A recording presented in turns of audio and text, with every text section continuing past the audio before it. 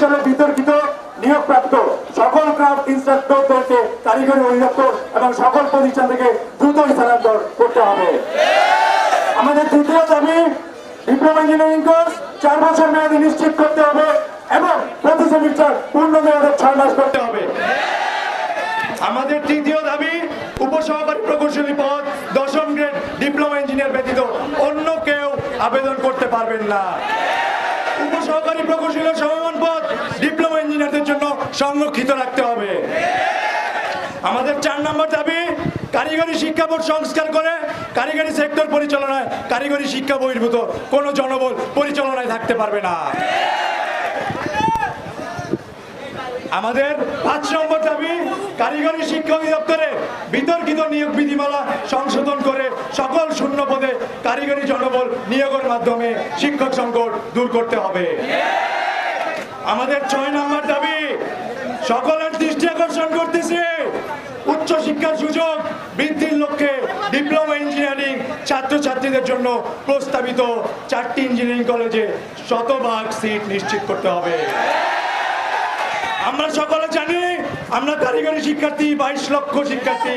আমাদের 22 লক্ষ শিক্ষার্থীদের জন্য একটি মাত্র প্রকৌশল বিশ্ববিদ্যালয়, সেটি হচ্ছে ডুয়েট। সেখানে শিক্ষার্থীর আসন সংখ্যা হচ্ছে মাত্র 630 জন। বাকিরা কি করবে? বাকিরা কোথায় যাবে? এই বৈষম্য কি আমরা চাই? স্বাধীন বাংলা এমন বৈষম্যের শিকার আর কেউ হয় নাই। আমরা কারিগরি শিক্ষার্থীরা যেই বৈষম্যের শিকার। ডাক্তার দিয়ে কি বিল্ডিং বানানো যাবে? তাহলে আমাদের কারিগরি সেক্টরে কেন নন টেকনিক্যাল ব্যক্তিদের দ্বারা পরিচালিত হবে? কেন হবে?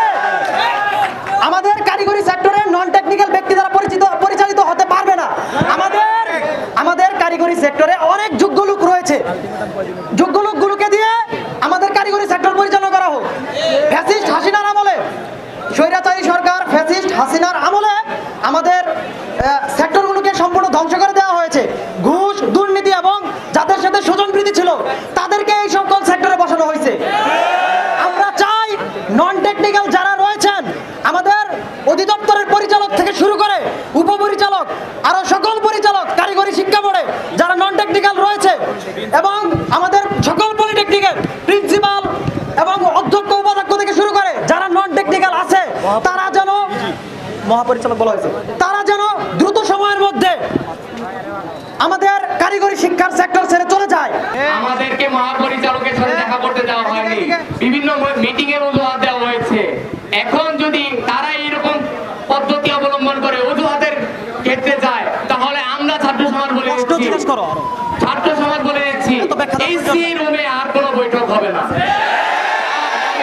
যা হবে রাজপথে। প্রধান উপদেষ্টা এবং শিক্ষা উপদেষ্টার সাথে আমরা দেখা করব, তাদের মাধ্যমে সমস্যা সমাধান করব। আর এই সরকারি কারিগরির এই আমলাদের কাছে আর আমরা যেতে রাজি না। যতক্ষণ আশ্বাসী না হব এই 7 রাস্তায় একটা ছেলেও ছাড়বো না।